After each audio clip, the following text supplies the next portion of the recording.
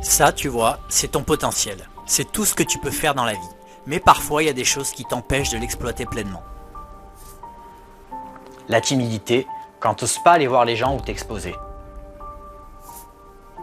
La peur d'échouer, qui t'empêche de t'engager. La pression sociale, qui te dit qu'on ne doit pas faire ces choses-là. Le manque de confiance en soi, qui te fait douter de tes capacités.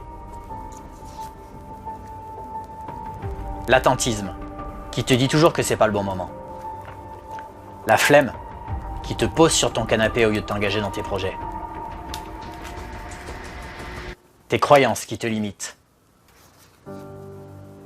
Le regard de l'autre qui te dit que c'est pas bien ce que tu fais. Et quand tu as écouté tous ces trucs-là, voilà ce qui te reste. Et c'est là que tu es actuellement. On peut classer ces freins en 3 catégories. Vis-à-vis de l'autre, comme la timidité, la pression sociale ou la peur du regard de l'autre. Vis-à-vis de toi, comme tes croyances limitantes, la peur d'échouer ou l'attentisme. Vis-à-vis de ton organisme, comme la flemme ou la procrastination. Tous ces comportements ont pu avoir une utilité sélectionnée par l'évolution à une époque, comme nous éviter de prendre trop de risques, préserver notre place dans le groupe en se souciant du regard de l'autre, ou encore nous permettre d'économiser notre énergie. Nos sociétés ayant évolué, ces comportements ont des conséquences plus négatives que bénéfiques aujourd'hui. Il est donc intéressant de s'en exonérer.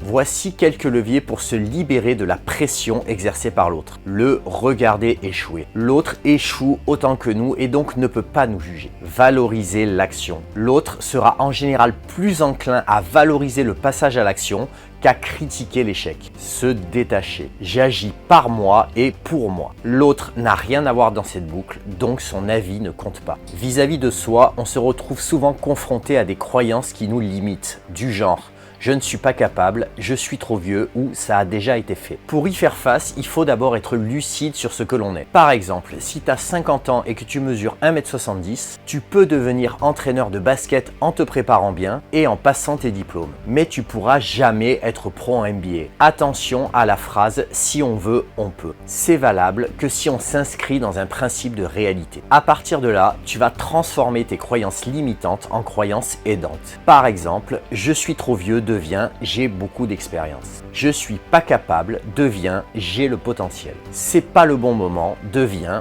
plus j'attends, moins j'ai de chances que ça marche. Enfin, pour ce qui est des freins plus physiologiques comme la flemme ou la procrastination, l'arme absolue c'est la discipline.